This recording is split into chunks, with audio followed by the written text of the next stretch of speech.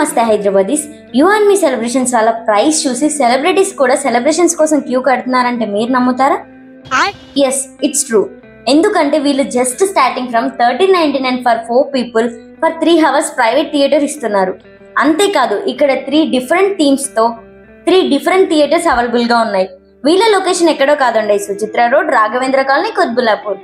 ఈ private theatre లో 2 to 15 members వరకు హ్యాపీగా ఎంజాయ్ చేయొచ్చు.